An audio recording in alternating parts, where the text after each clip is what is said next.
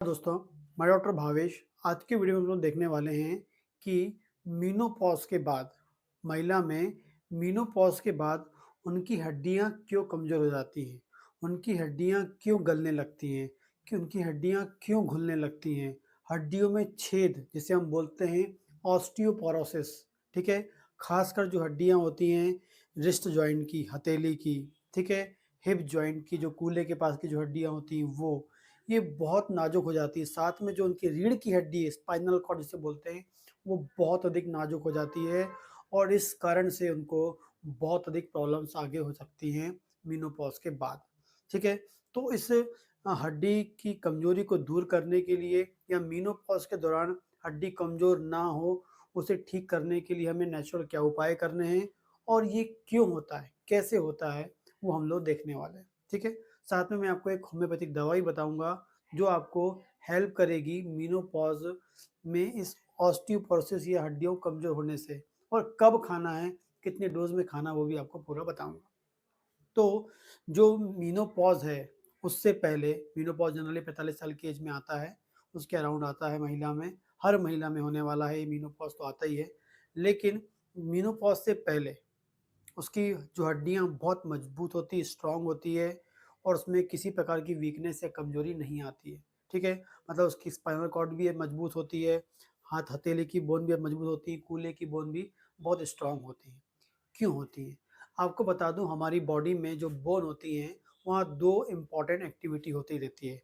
एक होती है ऑस्टियोब्लास्टिक एक्टिविटी और एक होती है ऑस्टियोक्लास्ट की क्लास्टिक एक्टिविटी।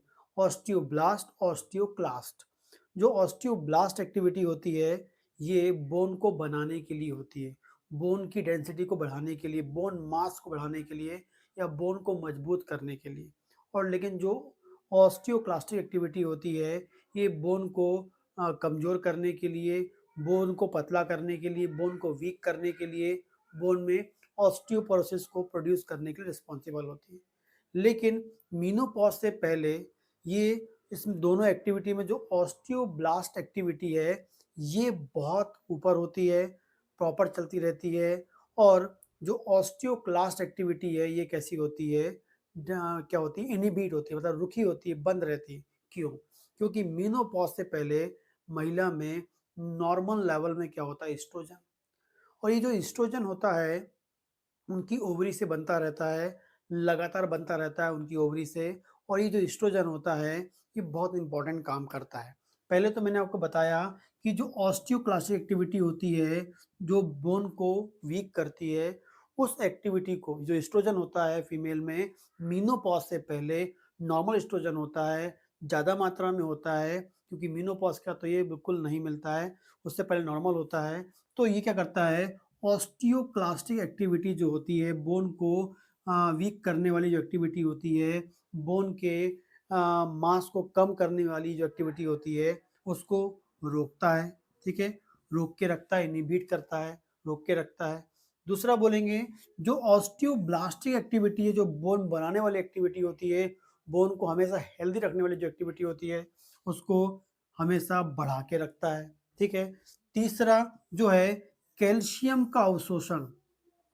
कैल्शियम का जो अवशोषण होता है, हमारे इंटेस्टाइन से होता है। हम जो भी कैल्शियम की डाइट लेते हैं, चाहे दूध ले लें, चाहे अंडा ले लें, चाहे आप ग्रीन वेजिटेबल्स ले लें, चाहे आप ड्राई फ्रूट्स ले लें, जो भी आप लेते हैं, किसके आपके कैल्शियम का सोर्स, कैल्शियम अंदर जाता है और इंटेस्टाइन से एब्ज़ॉर्ब होता है। तो कैल्शियम के अवशोषण को इंक्रीज़ रखता है, लगातार कैल्शियम के अवशोषण को मेंटेन करके रखता है ईस्ट्रोजन, कहाँ से? इंटेस्टाइन से, ठीक है? इसके अलावा कैल्सिटोनिन एक हार्मोन होता है, जो हमारे थायरॉइड ग्लैंड से निकलता है। थायरॉइड ग्लैंड में एक विशेष प्रकार की सेल होती है, जिसका नाम होता है सी सेल। वो थायरॉइड ग्लैंड में जो सी सेल होती है, वहाँ थायरॉइड हार्मोन भी निकलता है, साथ में एक स्पेसिफिक हार्मोन निकलता है, बहुत कम मात्रा में, जिसका नाम होता है कैल्सिटोनिन। ये जो कैल्सिटोनिन हार्मोन है, ये भी बोन को मजबूत करने में, कैल्शियम के मेटाबॉलिज्म में, कैल्शियम को बोन तक पहुंचाने में, कैल्शियम का यूज़ करके बोन बनाने में बहुत इंपॉर्टेंट रोल प्ले करता है और इसकी थोड़ी मात्रा भी हमारी बॉडी की बोन के लिए बहुत अधिक आवश्यक होती है और वो कहाँ से निकलती है? थायरॉइड ग्लैंड से निकलती है और इस थायराइड ग्लैंड से कैल्शियम को नॉर्मल निकालने सॉरी कैल्शिटोनिन के लेवल को नॉर्मल मेंटेन करने के लिए ईस्ट्रोजन का होना बहुत ज़रूरी है। ईस्ट्रोजन के बिना ये जो कैल्शिटोनिन होता है अप लेवल पे काम नहीं कर पाता है। तो ये कैल्शिटोनिन के लेवल को भी मेंटेन करता है, जिससे बोन का जो डेंसिटी है वो बनी रहती है, ठीक है।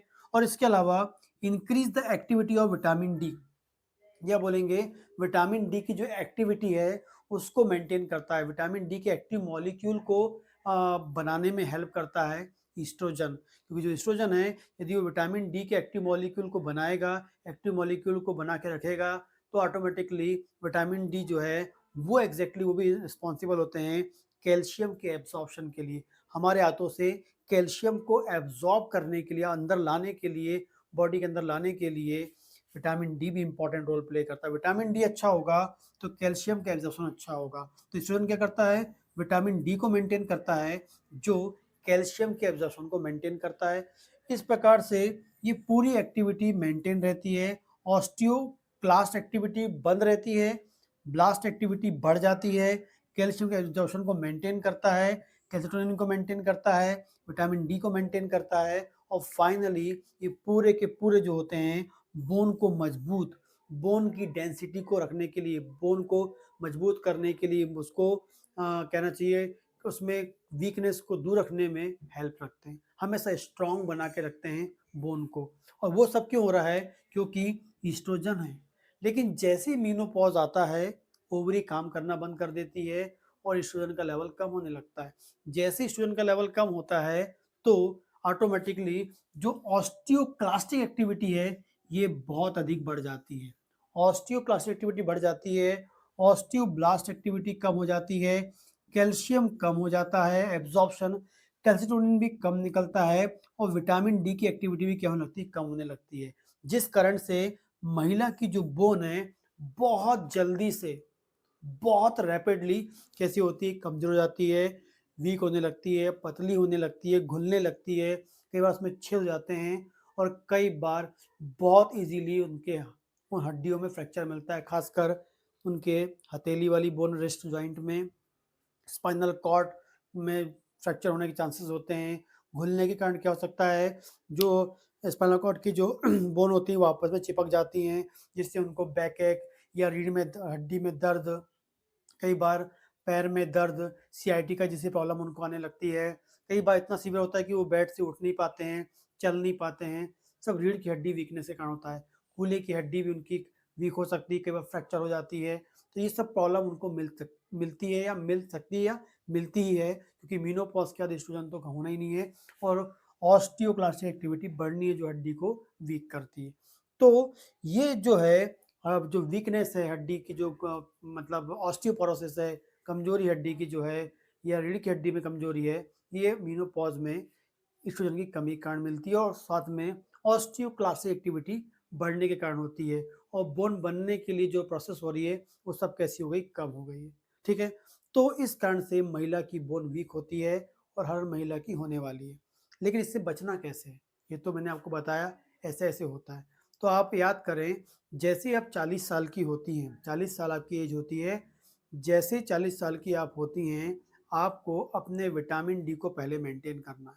सबसे पहले विटामिन डी को मेंटेन करना है। विटामिन डी का आप प्रॉपरली हर 6 महीने में, 8 महीने में टेस्ट कराते रहें और चेक करते रहें, और यदि विटामिन डी की कमी होती है तो डॉक्टर से मिल के विटामिन डी की सप्लीमेंट लेकर विटामिन डी को मेंटेन करें, ठीक है। दूसरा तरीका है, आप क्या करना है, आपको धूप लेनी है आधे घंटे की रोजाना। आधा घंटे रोजाना धूप लेंगे तो विटामिन डी आपकी बॉडी में कम नहीं होगा, और विटामिन डी आपने जो कमी हुई थी उसको पूरा कर लिया दवा के द्वारा, लेकिन उसको मेंटेन तो करना पड़ेगा। मेंटेन करने के लिए विटामिन डी को आपको धूप से मिल जाएगा। इसके अलावा क्या करना है, आपको अंडे लेना है, यदि नॉन वेजिटेरियन तो वो एग ले ले, रोजाना एक अंडा खा ले, तो उसमें बेस्ट क्वालिटी का आपको कैल्शियम मिल जाएगा, बेस्ट क्वालिटी का उसमें आपको थोड़ा बहुत मात्रा में विटामिन डी मिल जाएगा। फिर इसके अलावा जो नॉन वेजिटेरियन के अलावा जो वेजिटेरियन है वो 1 गिलास दूध रोजाना पी ले, उसमें अच्छा खासा आपको कैल्शियम मिल जाएगा, और इसके अलावा उसमें विटामिन डी तो नहीं मिलता, लेकिन कैल्शियम अच्छा खासा आपको उसमें मिल जाता है। इसके अलावा क्या करें आप, राजगीरा जो होता है, राजगीरा जो होता है उसके लड्डू आपको मार्केट में मिलेंगे, तो राजगीरा के लड्डू ले लीजिए आप, कम से कम 2 लड्डू, इतने बड़े 2 लड्डू आप खाएंगे, उसमें या राजगीरा आप ले लीजिए, उसका दूसरे फॉर्म में किसी फॉर्म में आप उसको मतलब राजगीरा को कुछ भी चीज़ बना के या आप उसकी बर्फ़ी बनाकर ले लें, हलवा बना के खा लें या उसके लड्डू मार्केट में मिलते हैं वो ले लें। क्योंकि राजगीरा में बहुत लार्ज नंबर में आयरन भी होता है एंड कैल्शियम भी होता है, जो आपको भरपूर मात्रा में मिलता रहेगा। ये आप करते रहिए, ठीक है? यदि आप ये करते रहेंगे तो आपकी बॉडी के अंदर विटामिन डी की कमी भी नहीं होगी, कैल्शियम भी मेंटेन रहेगा एंड मोस्ट इम्पोर्टेंटली आप यदि एक्सरसाइज़ करें 15 मिनट का एक्सरसाइज करें, 15 से 20 मिनट का वॉक करें, जो बॉडी के अंदर ऑस्टियोब्लास्टिक मैकेनिज्म को बढ़ाती है। ब्लास्ट मतलब अच्छी वाली प्रोसेस और हड्डी को बनाने वाली प्रोसेस को वो बढ़ाती है और जो क्लास्टिक मैकेनिज्म होती है उसको कम करने में हेल्प करती है। ये करना है आपको। इसके अलावा मैं आपको बता दूँ, ये सब करने के साथ-साथ आपको अपनी नींद पे भी ध्यान देना है। रात में आपको अच्छा नींद लेना है, कम से कम 6 से 8 घंटे की 6 घंटे कम से कम नींद रात की चाहिए होती है। रात मतलब रात की आपको लेना है ताकि आपकी जो बॉडी में जो ऑलरेडी मेनोपॉज़ के दौरान क्या होता है बॉडी स्ट्रेस में होती है।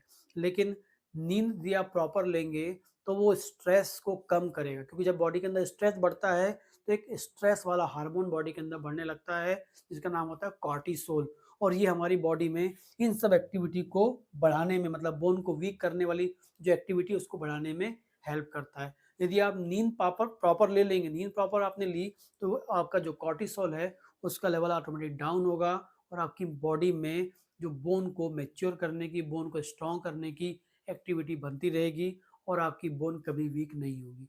लेकिन ये आप 40 साल की एज से करना चालू कर दीजिए, ताकि आगे जाकर आपकी हड्डी में आपकी जो बोन्स है, वो वीक ना हो। ये आपको करना चाहिए, हर महिला को ये करना ही है, क्योंकि तभी वो आगे फ्यूचर में अपने आप को दूसरी बीमारियों से रीढ़ की हड्डियों की जो बीमारी होती है, बैकएक की बीमारी होती है, कमर दर्द की बीमारी जो होती है, फ्रैक्चर की जो बीमारी है उससे वो अपने आप को बचा सकती है। इसके अलावा एक होम्योपैथिक दवा आप ले सकते हैं कैलकेरिया फॉस। कैलकेरिया फॉस आपको लेनी है 3x 3x आती है मार्केट में जिसकी आपको 4 गोली सुबह, 4 गोली दोपहर, 4 गोली शाम लगातार आपको लेनी है। लगातार आप इसको 3 महीने ले लीजिए, फिर 3 महीने गैप करिए, फिर 3 महीने ले लीजिए, फिर 3 महीने गैप करिए, फिर 3 महीने ले लीजिए। ऐसा आप कर लेते हैं, आप इसको करते हैं 1-2 साइकिल 3 साइकिल आप करते हैं, तो आपको बहुत इम्पोर्टेंटली इसका जो फ़ायदा है आपको बॉडी में मिलेगा। यदि आप दवा नहीं भी खाएँ जो उसके पहले का मैंने आपको डाइट बताई दी, आपने वही फॉलो कर लिया, तो बिना मेडिसिन के आपका जो विटामिन डी है, बिना मेडिसिन के आपके जो बॉडी में कैल्शियम है, बिना मेडिसिन का जो आपके हार्मोन लेवल हैं, वो मेंटेन रहेंगे और बोन को बनाने वाले जो ऑस्टियोब्लास्ट मैकेनिज़्म है, वो स्ट्रॉन्ग होगी और आपकी हड्डियाँ कैसी हो जाएँगी, मजबूत रहेंगी और आपको जो मेनोपॉज़ का जो कमज़ोरी होने वाली है हड्डियों में, वो आपको नहीं मिलेगी। ठीक है? यदि आपको मेरा वीडियो पसंद आता है तो प्लीज़ लाइक करें, कमेंट करें और यदि कोई क्वेश्चन हो तो आप मुझे कमेंट कर सकते हैं एंड यदि आप मेरे से ऑनलाइन कंसल्टेशन चाहते हैं तो आप मुझे दिए गए नंबर पे अपॉइंटमेंट लेके बात कर सकते हैं। नमस्कार।